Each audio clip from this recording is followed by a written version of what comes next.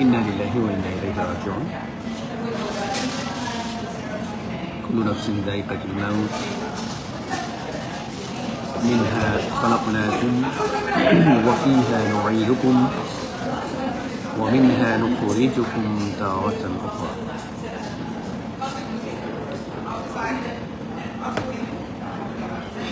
আজকের কথাগুলো সর্বপ্রথম শুরু করছি আল্লাহর শুকরিয়া আমরা আদায় করে এবং সর্বকালের সর্বশ্রেষ্ঠ নবী মুহাম্মদ সাল্লাল্লাহু আলাইহি ওয়াসাল্লাম পেশ করছি এবং সাথে সাথে আমাদের বাংলাদেশের ইতিহাসে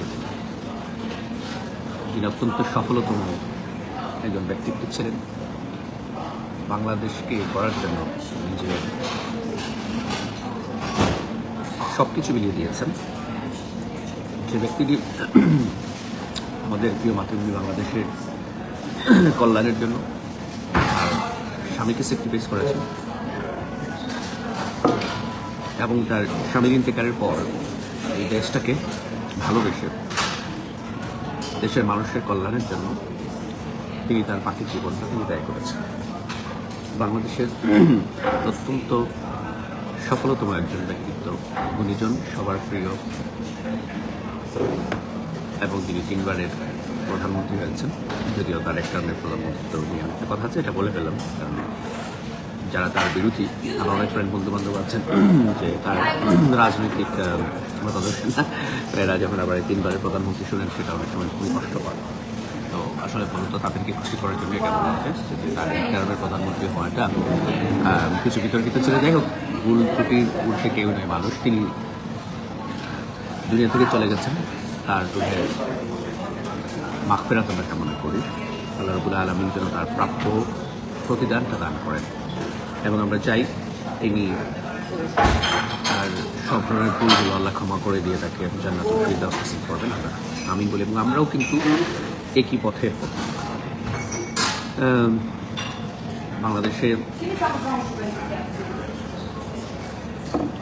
বাংলাদেশে বিশেষ করে যারা মহান ব্যক্তিত্ব যারা ছিলেন, বাংলাদেশের জন্মের আগে হোক অথবা বাংলাদেশের জন্মের পরে, সবাই তো অনেকেই চলে গেছে। তো একদল যাবে, আরেক দল আসবে, এক দলের জায়গায় আরেক দল জায়গা নেবে, এটাই হচ্ছে দুনিয়া। এবং যে জাতি যত বেশি তারা নিজেদেরকে পরিবর্তন করতে পারে, অর্থাৎ আপডেট যেটাকে আমরা বলি, সংস্কার করতে পারবে, নতুন সংস্করণে যাদেরকে মোড়াতে পারবে, তারাই কিন্তু তত দ্রুত এগিয়ে যায়। আমি যদি ছোট্ট একটা উদাহরণ দিই, যেমন আমি বসেছি ইউনাইটেড কিংডমে, তো একটি কথা বলছি আগে 500 বছর, 200 বছর, 250 বছর আগের যে ইউনাইটেড কিংডম ছিল অথবা এবং বর্তমানের কিন্তু এই ইউনাইটেড কিংডম বা ইউকে বা ইংল্যান্ড যেটাকে পাওয়ার হাউস বলা হয়, সেটা একই রকম না। কেন না, তারা একটা বাস্তব প্রমাণ আপনার। যেমন বর্তমানে ইউনাইটেড কিংডমে আপনার যিনি আমাদের লন্ডনের যে মেয়র, যিনি সাদিক খান, আপনি জানেন উনি নাইটহুড পেয়েছেন, স্যার সাদিক খান। তিনি একজন মুসলিম এবং তার বাবা কিন্তু ইমিগ্রেন্ট হিসেবে পাকিস্তান থেকে এসেছেন। তিনি এখানে জন্ম হয়েছে, কিন্তু তার বাবা কিন্তু পাকিস্তান থেকে একজন অভিবাসী হিসেবে এসেছে। তার আগে যদি আমরা একটু যাই, এই দেশের প্রধানমন্ত্রী কিন্তু হয়েছেন এই শীর্ষ নায়ক ছিলেন এই গভর্নমেন্টের আগে, বর্তমানে স্যার কিয়ার স্টারমার আছে, তার আগে যিনি প্রধানমন্ত্রী হয়েছেন এই শীর্ষ নায়ক একজন হিন্দু লোক ছিলেন, তিনিও ইমিগ্রেন্টের সন্তান। তারপর বর্তমান গভর্নমেন্টে কিন্তু অনেক মন্ত্রীরা রয়েছেন, তাই না, যেমন আপনার হোম মিনিস্টার রয়েছেন শাবানা মাহমুদ, আরও অনেকেই রয়েছেন, এরা কিন্তু বিভিন্ন। সুতরাং আপনি চিন্তা করেন 500 বছর আগে যেখানে বিশেষ করে যারা হোয়াইট ব্রিটিশ ছিল, সাদা লোকেরা যারা ছিল, তারা কিন্তু ব্রাউন কালো মানুষদেরকে দেখতে পারতেন, বর্ণবাদ ছিল। কিন্তু সেই দেশে যেখান থেকে বর্ণবাদের কারণে যারা বিখ্যাত হয়ে রয়েছে, সেই জায়গায় বসে কিন্তু এখন আপনার বাদামি লোক অথবা কালো লোক, আফ্রিকান অরিজিন যারা আছেন, এরাও কিন্তু গভর্নমেন্টের পার্ট হচ্ছে। তাহলে এই যে পার্সপেক্টিভটা ভুলে গেছে। এই হিসেবে আমি এই ধরনটা দিলাম যে আমরা যদি বাংলাদেশেও এইরকম করে আমরাও পরিবর্তন ভালো, খারাপের দিকে না, ভালো পরিবর্তনের দিকে আমরা আমাদের নিজেদেরকে এগিয়ে নিতে চাই, তাহলে আমরাও কী হবো, আমরাও কিন্তু আমাদের দেশকে এগিয়ে নিতে হবে। বাংলাদেশের অর্ধ শতাব্দী কিন্তু কম সময় না, অনেক সময় অর্ধ শতাব্দী। তো বেগম খালেদা জিয়ার কথা বলছিলাম, যিনি একজন মহিয়সী নারী ছিলেন, যিনি পুরোদস্তুর একজন গৃহিণী ছিলেন, কিন্তু স্বামী ছিলেন। রাজনীতিতে হয়তো তার ওইরকম তিনি ইনভলভ ছিলেন না। জিয়াউর রহমান সাহেবের সহকর্মী হিসেবে যতটুকু তাকে সাপোর্ট করে সেভাবে করেছে, কিন্তু জিয়াউর রহমান সাহেবের শাহাদাতের পর তিনি বাংলাদেশের মানুষের কল্যাণের জন্য তিনি কিন্তু রাজনীতি যে আসলে কতটা কঠোর এবং কঠিন, এবং রাজনীতি এটা একটা চ্যালেঞ্জিং, এটা বিপ্লব করতে হয়, নিজের সাথে একটা যুদ্ধ করতে হয় এবং অন্যায়ের বিরুদ্ধে যুদ্ধ করতে হয়, সবসময় অন্যায়ের বিরুদ্ধে সংগ্রামের মধ্যে থাকতে হয়। এবং রাজনীতির মধ্যেও কিন্তু রাজনীতিটা, যারা রাজনীতি আপনারা করেন, আপনারা যারা রাজনীতির মধ্যেও কিন্তু এটা রাজনীতি থাকে। তো সবসময় কিন্তু এটা চ্যালেঞ্জিং, খুব এই চ্যালেঞ্জিং একটা পজিশন। মানুষের একটা স্বভাব হলো আমরা সবসময় কিন্তু চ্যালেঞ্জিংকে পছন্দ করি, এবং এটাই মানুষের অন্যতম একটা বৈশিষ্ট্য। এটাই তো যেন মানুষের মানুষ সবসময় চ্যালেঞ্জ নিতে, আর এই জন্য আসলে মানুষকে আল্লাহ রাব্বুল আলামিন সবচেয়ে বেশি বুদ্ধি দিয়েছেন। বুদ্ধি দেওয়ার কারণেই কিন্তু মানুষ এই চ্যালেঞ্জটা নিতে পারে। কারণ আমরা যদি ছোটো অন্যান্য ছোটো না, পৃথিবীর অন্যান্য প্রাণীগুলোর যদি আমরা থাকি, তাদের শক্তি, তাদের সামর্থ্য, আমরা তাদের দিকে শক্তি দেখেছি না। একটা বড় কুকুর দেখলেও আমরা অনেক পেয়েছি, তাই না? এবং আসলেই একটা বড় ভাল্লুকের কথা বলে, তারপরে বড় একটা শ্রীগালের কথাই বলে, অথবা একটা বড় ক্যাট, তারপরে আমরা তো বাঘ ভাল্লুকের কথা না বললাম, সিংহটাই নাই বললাম। তো এগুলো এমন একটা সাপের কথা চিন্তা করি, আমরা ছোট সাপের কাছে অসহায়। তো হাতি, সিংহ, বাঘ এগুলো তো আমরা বাঘ। তো কিন্তু আল্লাহ রাব্বুল আলামিন মানুষকে যা আকল দিয়েছেন, বুদ্ধি দিয়েছেন, ব্রেন দিয়েছেন, যার কারণে মানুষ তার একটা জায়গা তৈরি করে নিয়েছে। এবং আল্লাহ রাব্বুল আলামিন যেহেতু মানুষকে সৃষ্টি করেছেন অন্য একটা উদ্দেশ্য নিয়ে, সেজন্য আমরা এই চ্যালেঞ্জটা নিতে কিন্তু পছন্দ করি, মানুষ পছন্দ করেন, এবং যার কারণে তো রাজনীতি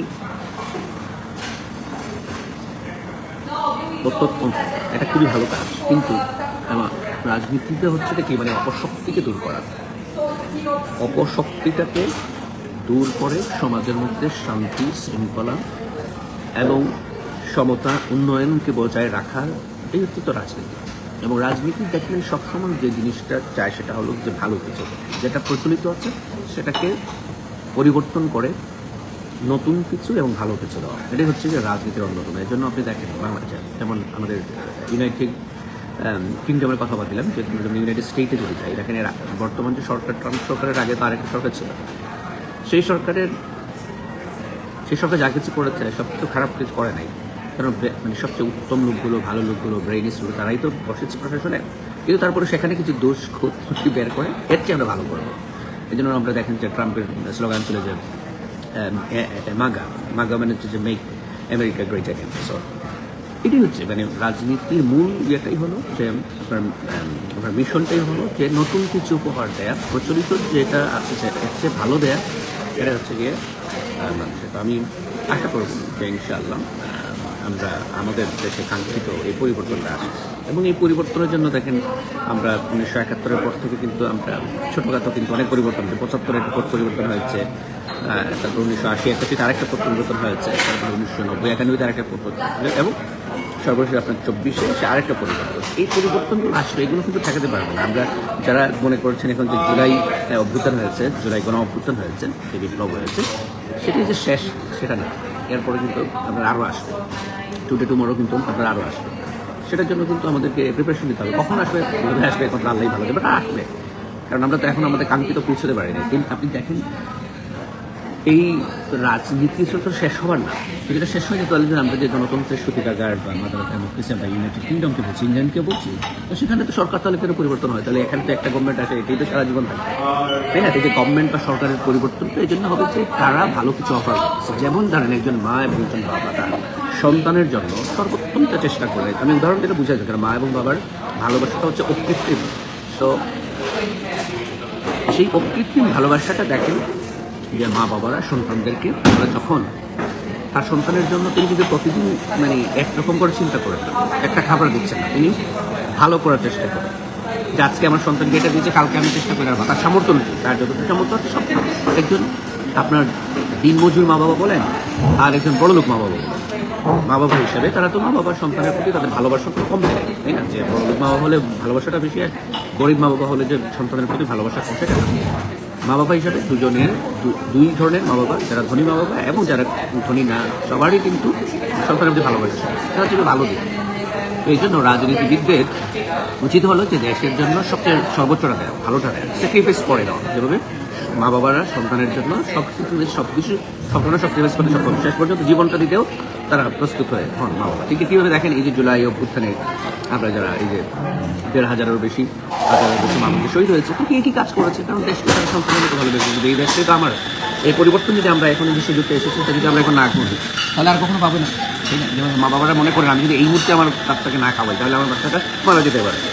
তা আমাকে খাওয়াতে হবে, আমাকে পড়াতে হবে, আমাকে তার লুক আফটার করতে হবে। কারণ আমি যদি এটা না করি তাহলে আমার বাচ্চার ক্ষতি হবে। আমি আশা করব যে ইনশাআল্লাহ বেগম খালেদা জিয়ার তার যে বীরত্ব গাথার কাজগুলো যে লম্বা সময় ধরে তিনি রাজনীতিতে এসেছেন, সেই 1981 থেকে নিয়ে 2025 সাল পর্যন্ত তারই অনেক লম্বা জার্নি, অসংখ্য অগণিত তিনি ভালো কাজগুলো করেছেন। সেই কাজগুলোর জন্য আমরা মূল্যায়ন করি এবং পাশাপাশি আমাদেরকে তার যে লেগাসিটা রয়েছে, তার যে এই যে তিনি তার শেষ বক্তব্য যদি আমরা দেখি, আমরা বলে যে না যে শেষ ভালো যায় সব ভালো যায়, তার জীবন শেষগুলো দেখেন তিনি শত্রুভাবাপন্ন না হয়ে সহমর্মিতার হাত বাড়িয়ে দিয়েছেন।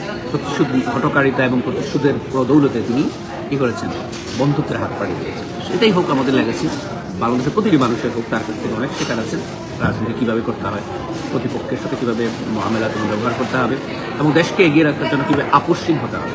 সেটা আধিপত্যবাদের যে কোনো ধরনের শক্তি হোক, আমাদের দেশের পাশে যারা আছে অথবা অনেক দূর দূরান্ত যারা আছে, যারাই হোক না কেন, আধিপত্যকে রুখে দেওয়ার জন্য তার যে আপোষহীন মনোভাব এবং সংগ্রাম তিনি সারা জীবন করে গেছেন, সেটাই হোক আমাদের দেশের সব মানুষের আগামী দিনে লেগেছে।